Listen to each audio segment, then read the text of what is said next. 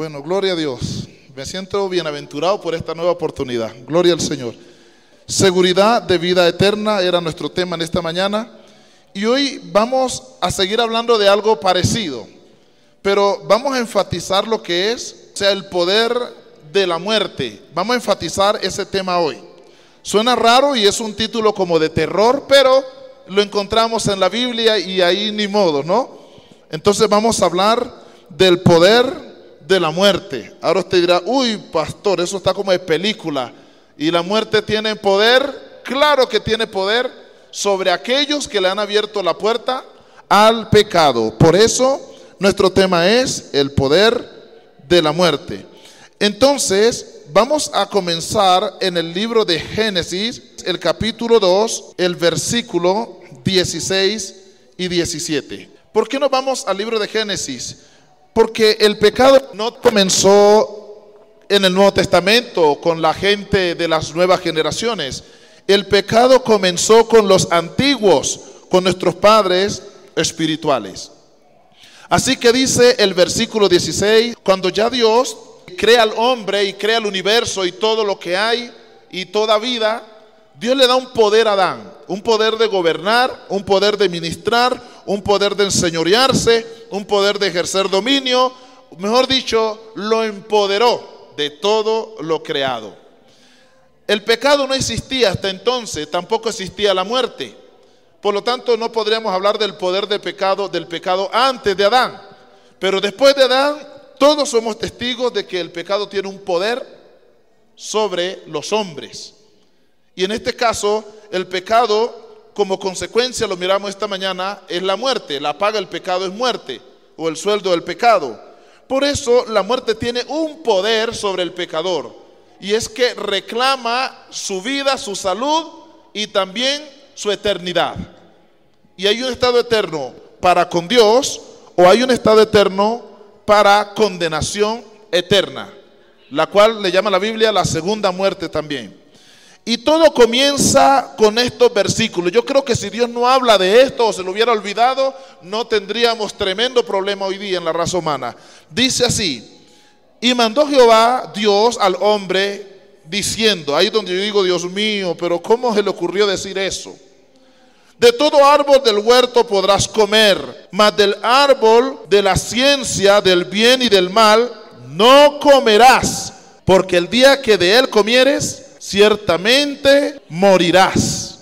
Y digo yo, uno lee la escritura por todos lados y siempre Dios pone un decreto. Y yo digo, ¿cómo se le ocurrió a nuestro Dios poner ese pequeño decreto allí? Si no lo pone, no hay problema. Si no lo pone, Satanás no haya una debilidad en el hombre para hacerlo caer. Pero Dios es muy sabio y Dios es poderoso. Y Dios le dio libertad al hombre. Él no le dijo, te pongo una trampa, pero le dio libertad y le dijo, todo es tuyo, pero te coloco un límite. Todo está a tu alcance, pero te pongo un límite y una consecuencia y una sentencia en ese límite. De todos los árboles del huerto podrás comer. Eso se oye bonito, ¿sí o no?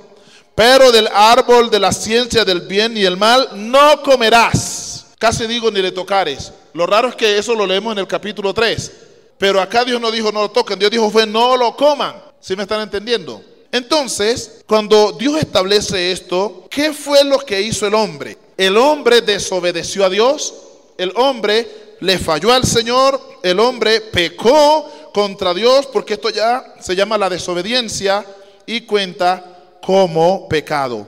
Por lo tanto, ahí ya tenemos unas consecuencias. La muerte no existía, el pecado tampoco. Pero en el momento que el hombre desobedece, ahí ya nace, bueno, pero en el corazón del hombre, porque al parecer el pecado ya existía cuando se originó en el famoso lucero, porque famoso sí es, el que le llaman diablo, Satanás, serpiente antigua, el chira y otros nombres raros, que no los quiero decir. En él se originó, pero ahora, como ya existía, digamos, en el corazón del lucero y ángeles que corrompió, pero no existía el pecado en el corazón del hombre ni en su entorno. Y Adán lo que no se daba de cuenta era que la desobediencia se le puede contar como pecado. Y aunque la palabra pecado no aparece allí, hay una sentencia que entendemos que esa sentencia solo se le adjudica al que peca. Aquí dice, no van a comer de ese árbol porque el día que de él coman se van a morir. vas a morir. Lo dijo Dios y no dio más explicaciones. Pero cuando leemos las cartas de Pablo a los romanos, en Romanos 3, 23 y 6, 23 sobre todo, él dice, porque la paga del pecado es muerte. Y si Dios dice, si comen morirán, está diciendo que lo que van a hacer es pecado. Y aunque se le llama decentemente la desobediencia del hombre, deberían de haberlo colocado el pecado del hombre. Pero dice desobediencia del hombre, pero esa desobediencia que se ve como algo no tan grave, tiene una consecuencia y es la muerte. Y Pablo dice que esa misma consecuencia la asume el que peca, allá en Romanos 6:23. La paga del pecado es muerte. Así que llamémosle hoy el pecado de Adán, el pecado de la humanidad, el pecado del hombre. Y cuando él peca, entonces se prende la tragedia. Lo que se zafó de ahí, de esa falta de Adán, es terrible, que hasta el día de hoy nosotros vivimos las consecuencias y la tierra también. Se desató una monstruosidad, un desastre, algo indescriptible. Pareciera que conociéramos la historia, pero cuando uno lee y ve las consecuencias y le hace seguimiento a la historia de la Biblia, le da uno dolor de cabeza y se molesta uno no con Dios sino con el hombre. Ni siquiera con el diablo se molesta uno, se molesta es con el hombre. Porque él tenía su Dios, tenía su creador, tenía un ser absoluto, único, al quien podía escuchar y obedecer y sujetársele. Nadie es más. Y viene y aparece un segundo vocero y escucharon la creación e ignoraron la voz del creador. Y resulta que aunque Satanás no puede dar la vida, Dios sí puede darle y quitarla. Satanás destruye, pero Satanás no puede crear vida. Dios sí. Y el que da la vida y la eternidad dijo, si fallan, si comen, morirán. Sufrirán las consecuencias. Ahora yo creo que Adán no conocía las consecuencias de morir, porque él no conocía muerte, no sabían de esto. Pero Dios dijo, aquí va a terminar la historia del hombre y su relación conmigo si fallan. Pero yo creo que Adán no dimensionó, y Eva, esta situación. Y una vez cometieron la falta, ahí se dieron de cuenta el grave y terrible y horrible error. Se dieron de cuenta que era la falta más grande, pero solos lo descubrieron cuando fallaron. Antes parece que no dimensionaban las consecuencias de este problema. Al igual que muchos de nosotros. Muchos viven deliberadamente y no miden las consecuencias porque no están viviéndolas en el momento. Pero cuando viene el azote, cuando viene el día de la prueba, cuando viene el día del Señor, el día del castigo, cuando se cumple el decreto de Dios, cuando Dios ejecuta el juicio, entonces ahí sí hay lamento, hay llanto, hay lloro, hay susto, hay gritos de auxilio. En ese momento queremos buscar una solución, hallar una salida, pero es demasiado tarde. Por eso hay que escuchar la voz del que habla y no ignorar ni endurecer el corazón como los antiguos. Endurecieron el corazón y perecieron en el desierto. Adán ignoró la voz de Dios porque sí la ignoró, y mire las consecuencias. Amén. Dios dice, no vayas a comer. Por eso el tema lo he llamado el poder de la muerte. Entonces, ¿en dónde comienza la muerte a tener poder? En Génesis. ¿En dónde comienza la muerte a tener poder? Cuando Adán desobedece. ¿En dónde comienza la muerte a tener poder y a hacerse famosa? Cuando el hombre ignoró a Dios y quebrantó su mandamiento. Allí la muerte nació y cobró fuerza, se llenó de poder. Pero no tuvo poder sobre Dios. La muerte cogió poder sobre aquel que falló. La muerte está azotando al ser humano. Y por culpa de él la muerte sigue pasando y sigue pasando a todos los hombres, dice la Biblia. Y esto es una cadena que no se rompe, solo se rompe en Jesús de Nazaret. Que al que quiere da vida. Pero esto es una cadena inquebrantable, y aunque la aborrecemos y no la queremos y nos cuidamos y construimos, mire los faraones, construyen sus pirámides y se mandan a guardar allá en lo más secreto, con oro, con plata, con carro, con cama, con de todo. Si está un perro, lo tiene allá, meten. Los arqueólogos encuentran sus camas, sus carruajes, su oro, todo lo encuentran allí. O sea, se cumple. Nada trajimos a este mundo y sin duda nada nos vamos a llevar. Allí rigió el poder de la muerte y punto. Y si ninguno de ellos fue justificado por la mano de Dios, ninguno de ellos vio salvación. Y aunque no siempre se hablaba de la justificación, sí se hablaba de la fe en el Señor. Y los que murieron obedeciendo y creyendo en el Señor, aunque no se había hecho humano aún para ofrecer el sacrificio, todos los que murieron creyendo en la promesa de que un Salvador vendría, se salvaron, aunque no lo hayan conocido.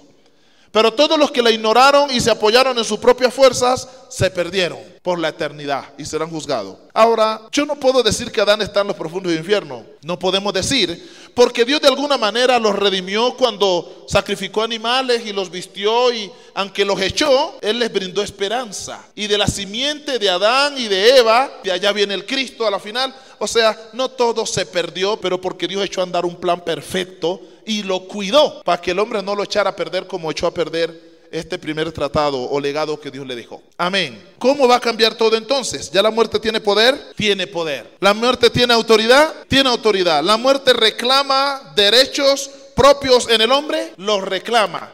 Hemos venido estudiando que en el único ser que la muerte no pudo reclamar nada fue en Jesús.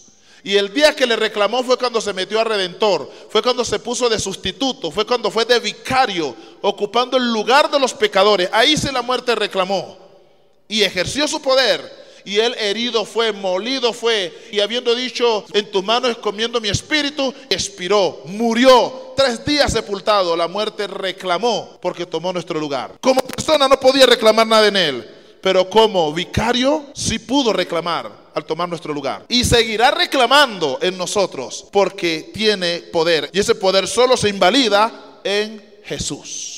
El capítulo 3 dice algo: pero la serpiente era astuta más que todos los animales del campo que Jehová Dios había hecho. Era astuta. Un día vamos a hablar de la serpiente. Voy a centrarme solo en la serpiente, la cual dijo a la mujer: con que Dios os ha dicho, no comáis de todo árbol del huerto. Respondió a la serpiente: del fruto de los árboles del huerto podemos comer, pero del fruto del árbol que está en medio del huerto, dijo Dios, no comeréis de él ni le tocaréis, para que no muráis. Bueno, hasta ahí se tenían claras las reglas, ¿sí o no? Entonces la serpiente dijo a la mujer, yo no sé si las mujeres tengan complejos o se sientan mal, ¿no? Pero así es la situación. Esta es la historia y no la podemos. Yo sé que les gustaría que dijeran, entonces la serpiente dijo a Adán, pero así son las cosas. ¿Dónde están las mujeres? Digan aleluya. Pero no se preocupen, porque si así fuera, Dios no lo hubiera culpado solo a ella. Adán fue responsable, aunque la charla no fue con él. Amén. Y dice la Biblia, la cual dijo a la mujer, ¿qué le dijo?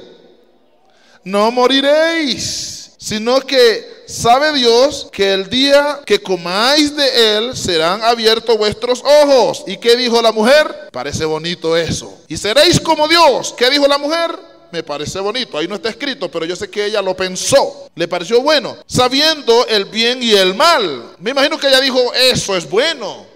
Como que voy a entrar a otra dimensión, vamos a conocer cosas diferentes, estamos como ciegos y aquí esta nos abre los ojos. Y dice la Biblia, y vio la mujer, mire que sí lo pensó, que el árbol era bueno para comer y que era agradable a los ojos, como dijo la serpiente, el mismo diablo, y árbol codiciable para alcanzar la sabiduría. Mire, le pareció bonito y tomó, o sea, alargó su mano.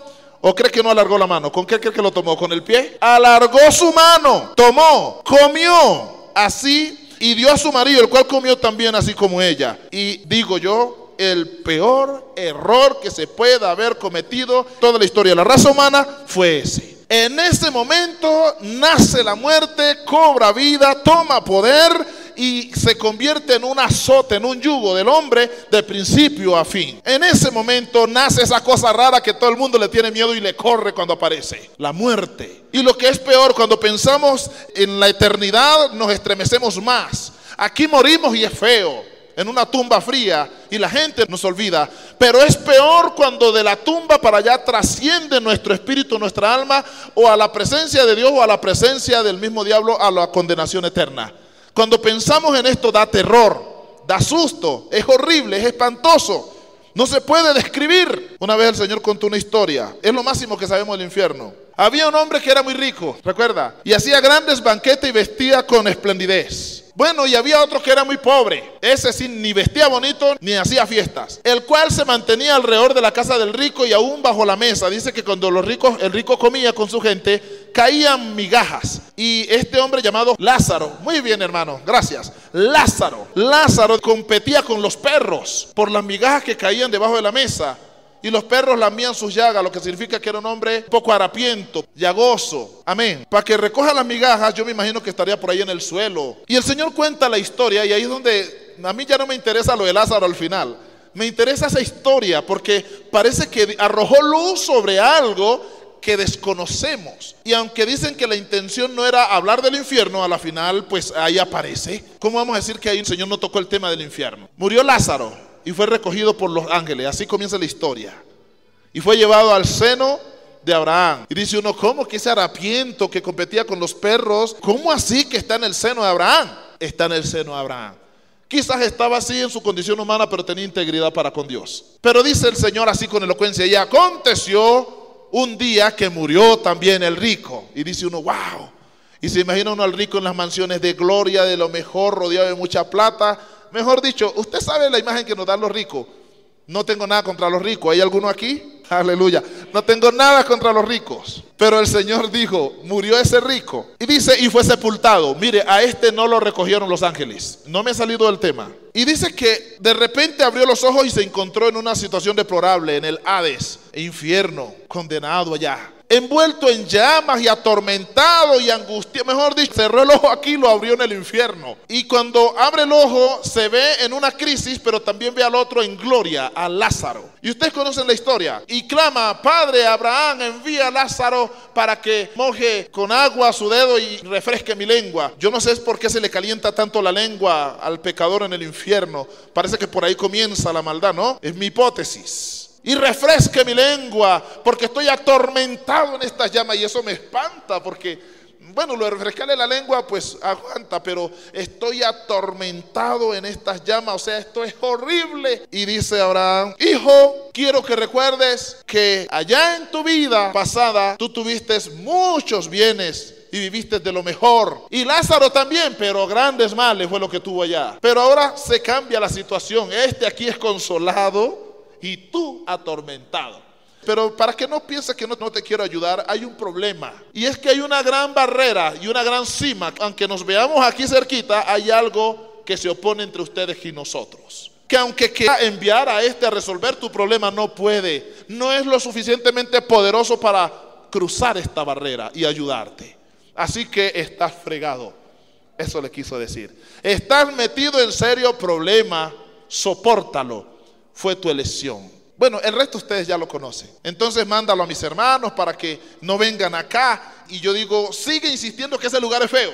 Quiere evitar que otros vayan a ese lugar. Por eso, quiere evitar que vayan a ese lugar de tormento. Entonces, toda esta imagen me deja a mí un panorama grande y yo digo, horrible el infierno, horrible. No quiero ir allá. Por eso, lo que se abre con Adán es la puerta del infierno, la puerta de la condenación, el poder de la muerte, el señorío de la muerte. Y la muerte, dice la Biblia, que reinó desde Adán hasta Cristo. Reinar quiere decir que se apoderó de todo y nadie la derribó de su reinado, de su gobierno. No hubo quien le corriera la butaca hasta que vino Cristo. Ese sí se la corrió. Ese fue el único que pudo decir, ¿dónde está muerte tu aguijón? O me lo enseñas o tu victoria se acaba aquí conmigo. Con Cristo no prosperó el aguijón de la muerte, pero desde Adán hasta Cristo, su aguijón prosperó sobre todos los hombres. Y sigue teniendo poder sobre todos aquellos que no son justificados y no reconocen a Jesús como el Salvador de su vida. Sigue teniendo poder sobre ellos. Todo lo que tenga que ver con muerte es feo y es de terror. Por donde quiera que se mencione la palabra muerte es espantoso y seguirá siendo espantoso. Fulano de tal, tu hijo se acaba de accidentar. Dice usted, ay sí, pero dígame que está vivo. Sí, sin piernas pero vive. Bueno, al menos se espanta uno, pero hay esperanza. Pero cuando dice, su hijo sufrió un accidente y acaba de morir. Mire, hasta la palabra accidente solo nos da susto. Pero cuando mencionan la palabra muerte, desfallece nuestro corazón. O la mujer, o el marido, o su hermano, o su hermana. Ahí siente uno que se le oscurece la vida cuando mencionan la palabra muerte. Y a su nombre. ¿Y qué fue lo que Adán introdujo al mundo? La muerte. Y por el pecado de Adán, ¿qué le dio la muerte? Poder de reinar, de gobernar. O sea, tenía una monarquía global, universal sobre toda vida, hasta que vino Cristo. Y la Biblia muestra un escenario. El príncipe de este mundo, que está ligado a la muerte, que es la misma, dice que le reclamó a todos los hombres porque era el rey. Y llegó a donde Jesús y le dice, y vengo a reclamarte, y lo examinó y dice, hoy, pero en ti no hallo mis derechos. En la única persona que el príncipe de este mundo no halló nada que reclamar fue en la persona de Jesús. ¿Recuerdan la vida virtuosa de Jesús? No conoció pecado, no cometió pecado, vivió sin pecado, fue declarado sin pecado. Mejor dicho, todos los testimonios de un hombre puro y santo. El único ser en quien la muerte no pudo reclamar nada, hasta que se metió de redentor y se cumple el adagio: el que se mete de redentor muere crucificado. La Biblia le llama sustituto, tomó nuestro lugar. Amén. Y a su nombre. Así que la única forma en que podemos decirle a la muerte, ¿dónde está tu aguijón o entierro tu victoria?, es cuando somos justificados y estamos ligados a Cristo con olor a vida. Del resto, ni, mejor dicho, déjela quieta. Amén. Hay gente que dice, me quiero morir, y se toman un veneno, ¿y qué pasa? Y se muere. Luego dice, estoy aburrido, me quiero morir, y se arrojan de un puente y se mueren. ¿Qué crees que la muerte los va a perdonar? Amados hermanos, el poder de la muerte se manifestó con el pecado de Adán. Ahora quiero seguir avanzando. La palabra de Dios nos enseña no solamente que cuando Adán peca sucede esto, sino es que cuando él peca vemos que se desata algo tremendo. Amén. Se desata algo espantoso, se desata algo tenebroso.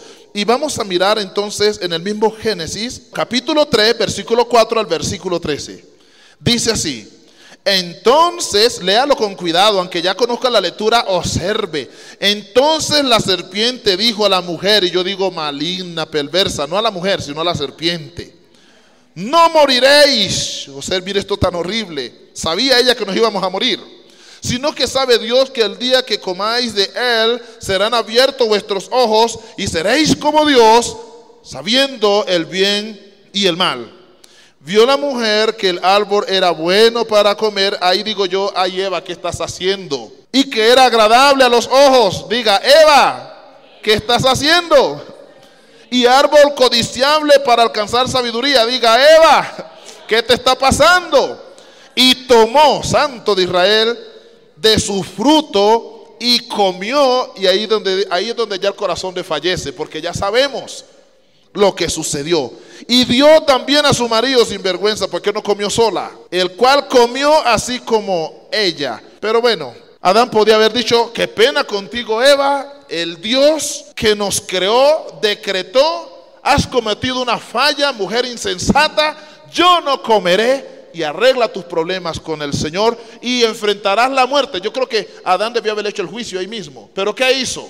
Dicen las mujeres con un orgullo: comió, cayó, pecó. Póngale nombre. 5 por 4, 20, y 4 por 5, 20, da igual.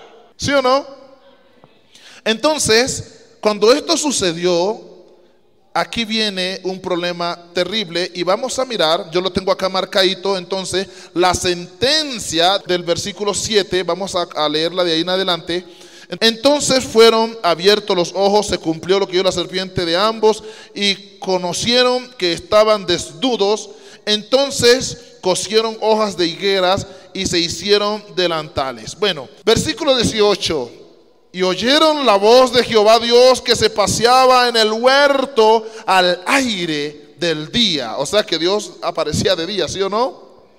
Y el hombre y su mujer se escondieron de la presencia de Jehová Dios entre los árboles del campo. Observe, esto ya es un mal síntoma, ¿sí o no? Parece que comer de ese fruto no solamente trajo la muerte, sino es que generó otras cosas. Hubo una ruptura, hubo una separación, hubo un susto, algo, ahí hubo algo terrible que sucedió en el momento en que ellos comieron. Mas Jehová Dios llamó al hombre como de costumbre, ¿no?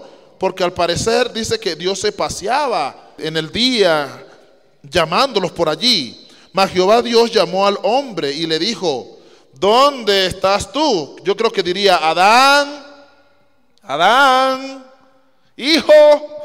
Y el hombre escondido como un perro asustado.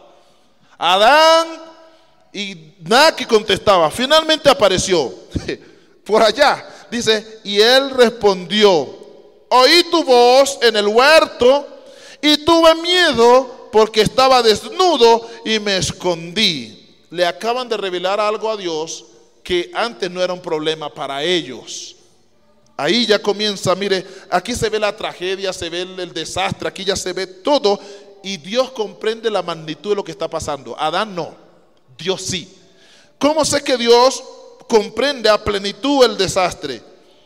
La Biblia dice, verso 11, y Dios le dijo: ¿quién te enseñó que estabas desnudo? Una pregunta como que de sorpresa. ¿Quién te enseñó que estabas desnudo? Al parecer ellos no podían llegar a esa conclusión. No podían saber eso. ¿Quién les enseñó? Tuvieron que haber alcanzado algo grande y glorioso para llegar a ese conocimiento. Y ese conocimiento Dios lo dejó plasmado en el árbol de la ciencia del bien y el mal. Así que había un solo medio para que ellos pudieran aprender o conocer o ser enseñados de ese principio. Y era, ahora, no era verbal. Oye, vengo a enseñarte que estás desnudo. Miran que la serpiente dijo todo eso. Ellos no habían experimentado esa verdad. O sea que hablarlo no era suficiente para pecar. Haberlo comido como Dios lo estableció, allí sí aprendieron que estaban desnudos.